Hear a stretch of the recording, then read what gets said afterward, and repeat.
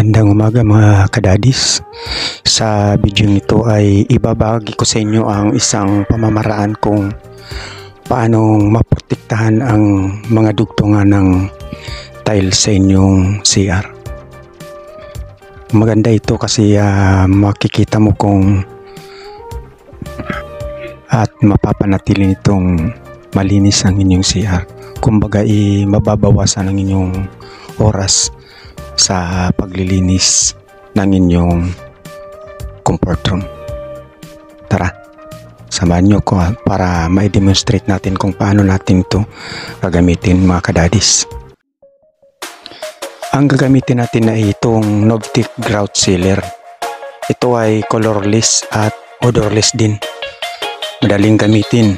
Brush lang ang kailangan at direktang i-apply sa pagitan o dugtungan ng tiles na may grout na.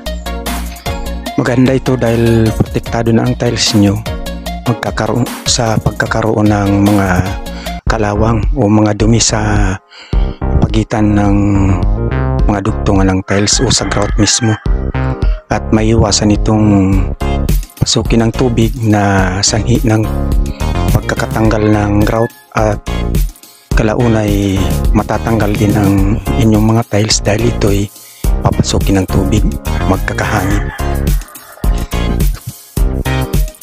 Siguraduhin lang na maayos ang pagkakabrush upang maging maayos ang resulta ng inyong trabaho. At yan na mga dugtungan na yan ay kailangan lahat malalagyan yan. Yan, katulad yan. Brush lang ang gagamitin para siguradong yung grout mismo ang malalagyan. Ayan, simpleng-simple mga kadadis ang paglalagay. Kumbaga kahit bata na pwedeng magtrabaho nito. Ayun. Gagawin lang ito ng mga 2 patong pati sa mga wool na yan. Yung mga bikat na yan sa wool. Lahat yan dapat malagyan para siguradong walang madadaanan ng tubig. Pati sa flooring.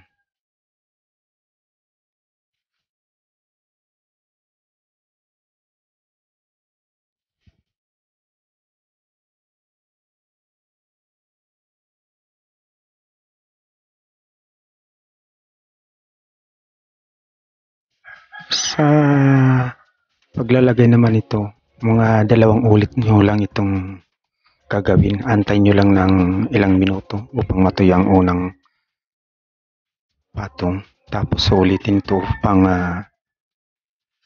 maging sigurado na malagyan na lahat ng mga grout.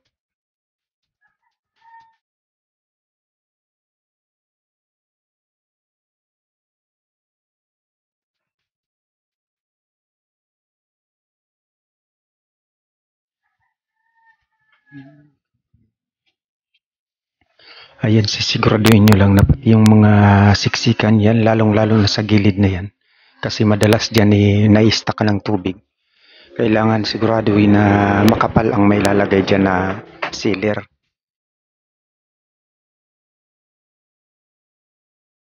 Sana makatulong ang video ito.